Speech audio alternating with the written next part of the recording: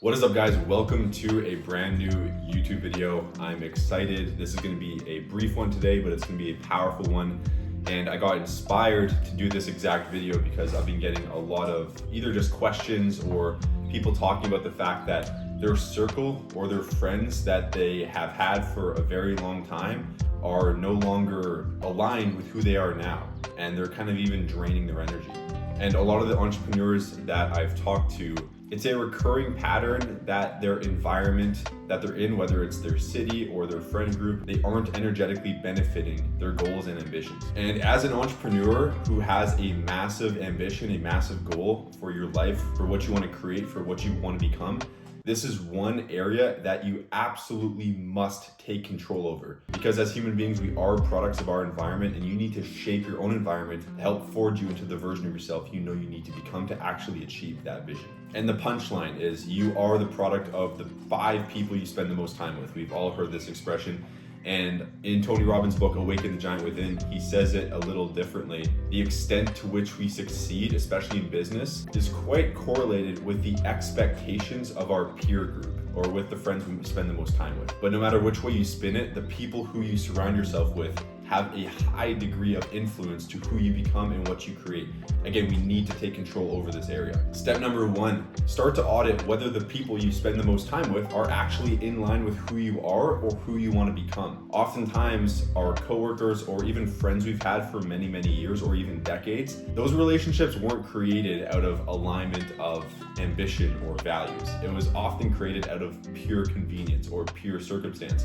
For example, sometimes the friends you create are just a product of who you happen to sit beside with in class that year, or who you get assigned with on a group project, or who you end up having to work with. And maybe the relationship's fine for the first few months, first few years, even first few decades, but as you grow, as you evolve, as you change what you want out of life, as you start to step into these next levels of business and ambition, there's often a disconnect that's created. And there's nothing right or wrong about this. It's just simply the fact of the matter. And in these situations, you need to start setting boundaries around people that are no longer aligned with what you want. And there's different kind of intensities of this. For example, you could have a friend that doesn't necessarily drain your energy, but they also don't really expect anything of you either. And you guys don't really grow together. A lot of the conversation isn't around growth or success or your ambition. It's kind of just maybe around current events or around things that don't really matter.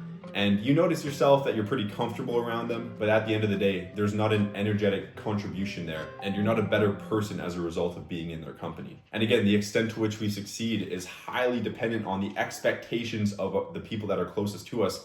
So if they don't expect anything of you, they don't push you, you're not going to feel that need to push yourself either. That more relaxed energy of a lower standard tends to seep in if you spend enough time with that person. So this is why you need to set boundaries. I'm not suggesting that you need to cut off that person, but boundaries are necessary. So if you spend every day or 5 days a week or 3 days a week with that person, their lower standard will somehow seep into you. But now that you realize that this is the case, maybe you set a boundary and only see that person a maximum once every 2 weeks, or once a month, or once every couple months, where you can still build and nurture and enjoy the relationship, but you're also prioritizing your energy and the maintenance of your high standard of what you expect of yourself and what you expect of your success. And what I found is that if the relationship is a great relationship, if it's a real friendship, if there's something of substance there, even if you see each other once a month or even once a year, you guys can still pick up right where you left off, still enjoy each other's company and make the most of it. It's honestly a red flag or a sign of an artificial relationship, or it's a sign of some type of dependency if you need to be with that person multiple times a week or multiple times a month. So anyways, that can be one example of how you can set a boundary around a certain type of person that's currently in your circle that maybe you need to separate a little bit from in order to really blossom and double down on your standards. Like I said, there's different types of intensity of people in your circle though. So maybe there's a person in your circle that actually drains your energy, that is constantly negative or constantly focused on his own worst case scenario, cup half empty type of person. Maybe they have some disempowering beliefs about themselves and the world, and you notice that every time you have a conversation with them or every time you spend time around them, your energy tends to lower. You tend to feel maybe a little bit more frustrated, or a little tinge of anxiety, or a little tinge of jealousy. Some category of your energy tends to decrease a little bit as a result of exposing yourself to this person. And again, there's multiple options here. If you want to cut off this person, I encourage you to do so. But if maybe this person is, again, someone that's near and dear to you, maybe even their family or a close friend, cutting them off isn't always possible. It's not always the best way to go about it. Again, you don't have to cut them off. Just set a boundary. So just spend less time around them. Say yes less to when they invite you out or to hang out. This doesn't mean you love them any less or that you care about them any less. It just means that you're now prioritizing your energy and your standards at such a high level that the people who spend a lot of time around you, they have to meet a certain energetic criteria. They have to have a certain level of ambition, because again, we are the product of an environment. The extent to which we succeed is highly dependent upon the expectations of our peer group. So you can call it selfish to spend less time around these people, but in order to succeed at the level that you know you're truly capable of, you need to be a little selfish. And being selfish in this context is actually extremely selfless, because if you do all that you can to become all that you can be, imagine how you're going to inspire those around you. Even your friends that you're distancing yourself from, if you are growing at such a rapid rate into the version of yourself you know you're truly capable of becoming, and you're creating that version of your life, that version of your business, and then you're creating more capital, more influence, more light, and are slowly changing the world and those around you, you're giving back to your community. Imagine how that's gonna ripple out and inspire those around you. It's honestly one of the most effective ways to change those around you is by separating yourself from them, growing at such a rapid level, and letting them watch, because they're gonna have to look in the mirror and say, well, what am I doing? You're gonna set a great example for them. You're gonna lead by example. I forget who says this, but the famous quote, be the light, be the change you want to see in the world. And it obviously goes both ways. This isn't just about how your friends can serve you. This is about how you're serving your friends as well. And so that once a week, once every 2 weeks, once a month, once a year that you see them, make sure you're giving back as well. This obviously isn't just about how I can take, how is your energy, how is your knowledge, how are your standards serving me? This is how can I give back? Obviously, friendships are a two-way street, relationships are a two-way street. So when you are with those people, focus on how you can give. How can you level them up? How can you push them? How can you make their day better? And as a result of you doing that, they will become better, and they'll become more like you in the regards of your standards, your positive energy. And they're gonna have to ask themselves, in what ways can I level up? So there's a really beautiful balance to be struck. But the bottom line is that you have to start prioritizing your energy and distancing yourself from those people who don't contribute to it. And now, the other side of the coin, start spending more time, start putting yourself in the rooms of people who are like you in regards of how they think, how they view the world, what they want to achieve, and get in rooms of people who you aspire to be like. So this could be certain mentors, this could be going to certain seminars, but make sure you're exposing yourself to new reference points, new people, new energies, high level energy, high level thinking, because again, the extent to which we succeed is highly dependent upon the expectations of our peer group. So start surrounding yourself with people who have much higher expectations of you and what you create, what you do, your work ethic, your health, your fitness, your discipline, your leadership, because you're gonna expand by demand. Out of necessity, you're gonna level up. And this can be one of the most powerful catalysts to your own growth. Because on your own, you can push yourself, you can take these certain initiatives, you can try to manually increase what you expect of yourself. But if you throw yourself in the deep end, if you start surrounding yourself with big players and people that are already leveled up at a high level and that expect lots of themselves and lots of their peer group, and if you become part of their peer group, or if you just even touch the outer limits of their circle, you're gonna start to find that you are naturally leveling up. And it's almost like swimming with the tide as opposed to swimming against it. Leveling up and holding yourself to a high standard will feel much more natural and much more normal. Okay, so I encourage you to audit your circle and reconfigure it to match who you are and who you're becoming. Whether that's reducing your exposure to certain people or eliminating it altogether, and increasing exposure to certain people and implementing it. Do what you need to do over time, over the next few days, weeks, months, years, your entire life. Continually audit your circle saying, does this match who I am and what I want to create, what I want to become? So reconfiguring your circle, your friend group, the people who you expose yourself to can take a certain amount of time. Again, maybe days, weeks, months, years. You're going to be going to certain things and setting boundaries with certain people.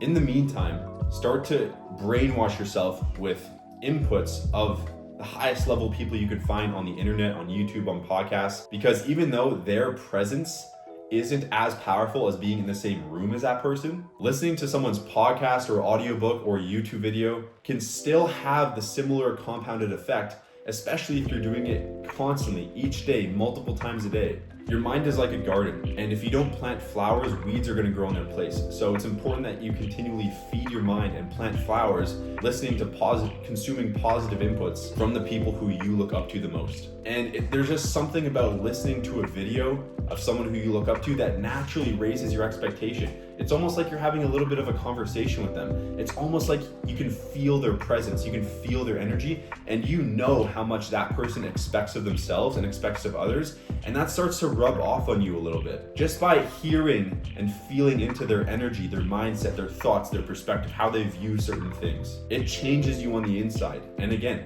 if you listen to this over and over and over and over and over and over again, it's gonna start creating new neural pathways in your brain, and it's gonna start to affect how you think, how you feel. And similar to setting boundaries or eliminating negative people and people that don't necessarily serve you, and implementing and increasing your exposure to people that do the same with your inputs. So there's positive and negative inputs that I think you should audit. So some common negative inputs could be news. I recommend if you watch news, stop watching news immediately. There's almost no point in watching the news unless you have the capital or the power or the influence to actually go and do something about it. Don't watch it, because all it does is decrease the quality of your energy. The purpose of news, the business of news, is to startle you, is to make you feel fear, because that keeps you coming back, and it activates the fight or flight response in your brain, and it gets you addicted to consistently gaining this artificial sense of certainty by consuming news. So stop watching the news. Honestly, unfollow a lot of the news accounts that you follow, just because, again, if you can't do something immediately to help, what's the point in consuming it?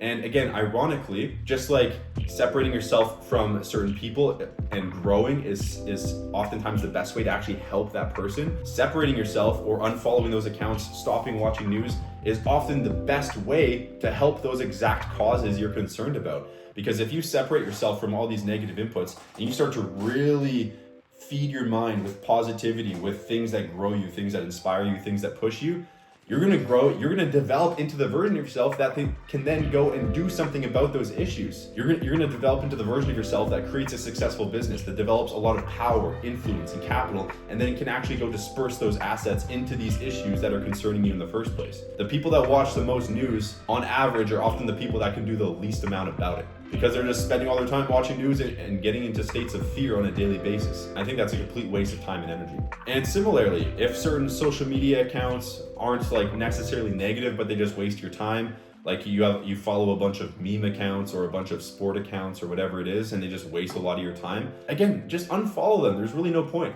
If you're watching basketball highlights on your iPhone, that's the thing that's preventing you from developing into the person that can build a business and go sit courtside at that exact same game. The way to get what you truly want is oftentimes just creating space or eliminating your exposure to all these distractions, all these negative inputs, and focusing your energy on what serves me, what grows me, what pushes me, what and who, whether it's a podcast, an input, YouTube video, Instagram, right? So there's all these categories. There's people, there's social media, there's YouTube, there's podcasts, there's books. Filter out what doesn't serve you, what doesn't push you, and what distracts you, and implement more of what pushes you, what keeps you focused, what serves you, what contributes to your energy, what helps you grow. And this shift over time is a massive determinant for who you're going to become. Imagine if the average person, or even you, subbed out an hour of TV or social media and replace that with an hour of reading or learning, or maybe a combination of skill building, reading, and meditation. Like, imagine if you just made that one swap, how that would drastically change the outcome of your life. Imagine if you swapped out one negative person for one person that pushes you. Even these minute changes can completely change the trajectory of your life. If a plane leaves from Europe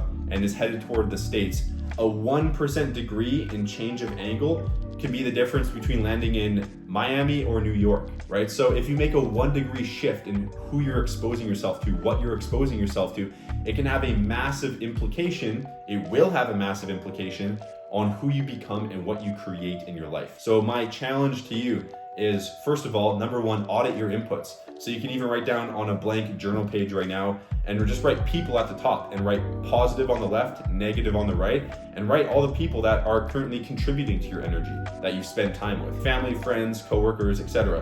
Who lifts you up? Who makes you smile? who pushes you, who forces you to think about how you can be a better person, and then who doesn't contribute to your energy, who lowers your standard, who makes you feel a little bit worse, who ignites your self-doubt. Start to get familiar with what people are in what categories, and similar with your inputs. So what are your inputs right now? You can write positive on the left, negative on the right. What inputs are currently serving you? Do you read any books? Do you follow any Instagram accounts that inspire you? Do you follow any YouTube channels that inspire you? And what inputs do not contribute to your growth and energy? News, any other social media accounts, anything that you consume that is not necessarily contributing to your energy. What is in that category? And then look at these two different audits of your inputs and say, what needs to change here? What are the most important substitutions that I make immediately that will contribute? And keeping in mind that the people that you temporarily sub out and the inputs that you sub out are the best ways that you can actually create positive change in those exact areas. Sometimes the best way to help solve global conflict and war is by unfollowing all sources of media that tell you about it, so you can just focus on yourself and eventually develop into the type of person that can have global influence. Sometimes the best way to sit courtside in an NBA game is to unfollow all of the sporting accounts that show you highlights of basketball. You want to set yourself up for potent levels of focus and energy so you can become who you know you're truly capable of becoming. That's the punchline here. Do what you need to do. This is a process over time. Start to become more aware of what serves your energy, what doesn't, what takes away from your energy, and make the necessary substitutions that you know you need to make, because life is too short not to have your circle and your inputs set up in a way that benefits you and benefits who you're becoming. So that was my message for you today. I hope you found that valuable. Feel free to comment down below. What was the most important substitution that you had to make? Was it a person? Was it spending more time around certain people or a certain person? Was it spending less time around a certain person? Was it removing a certain input, setting boundaries around a certain input? Was it implementing a certain input? What was the most profound change that you had to make or that you're going to make? I'd love to hear what that is for you. And thank you for listening. If you made it all the way to the end, again, I hope this video benefited you. And besides that, I will see you guys in the next video. Peace out.